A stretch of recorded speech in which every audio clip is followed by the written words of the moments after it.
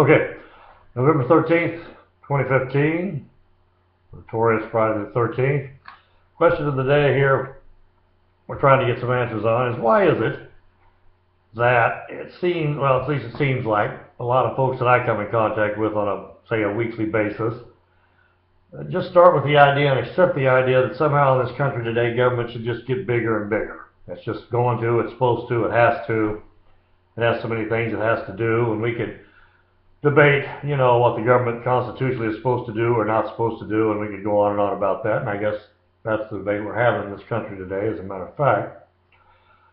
But it seems like it's pretty well accepted. You know, if government wants something else, they want some more money or something, they have an election, or they increase this fee, and they, meaning your local politicos and whatnot, you know, and they have an election, usually often in an off cycle, if they want to increase taxes or they want to increase fees or something on some item or some license or something. Do you ever notice that? How often these things are just emergently needed, so they've got to have this off cycle election in which probably 20% of the people maybe that normally vote are going to vote. But obviously a lot of the people in the government get the word that they need to get out and vote for this tax increase or whatever, which is kind of interesting. I'd call that stuffing the ballot box if it were me. But anyway, so the government just gets bigger and bigger. What if we approach this differently? What if we said, here's the story. Most people in this country, they're paying income tax, and they're paying it. Now, a lot of people get money taken out of their check, and at the end of the next year, they get that money back, or quite a bit of it. So it seems like very few people in this country are actually paying income tax. As far as paying it, it's gone, that's it. You know, it seems like Christmas, they get a tax refund, it's wonderful, run to the store and spend it, or whatever the case may be. Of course, you made the government a loan there, that's up to you. But the point is, what if we capped the government and said, here's the story.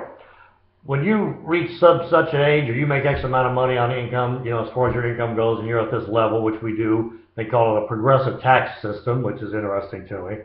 Meaning not just the more you make in income-wise, the more you make in taxes. No. It's the more you make in income, not only the more you pay in taxes, but a higher rate you pay, which to me seems a little bit like a punitive tax system.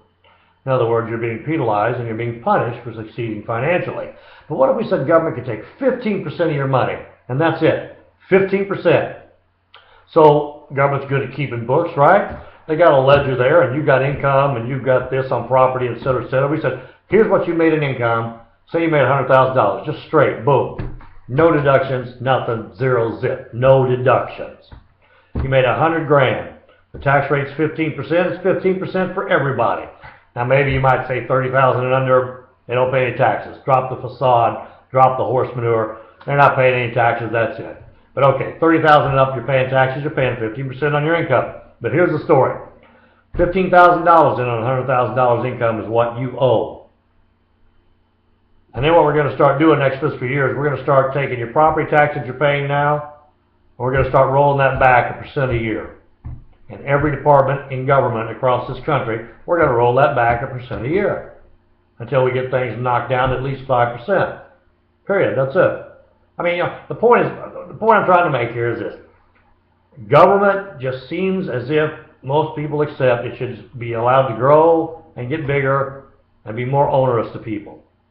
What if the people got to keep more of their money, decide what they wanted to do with it, and how they wanted their money spent, instead of government just being able to take it and take it and take it and take it? Then these people could invest, start a business, feed their children, whatever they wanted to do, without effectively having to be what seems to be happening in this country, more and more people becoming wards of the state. Anyway, take care. Bye-bye.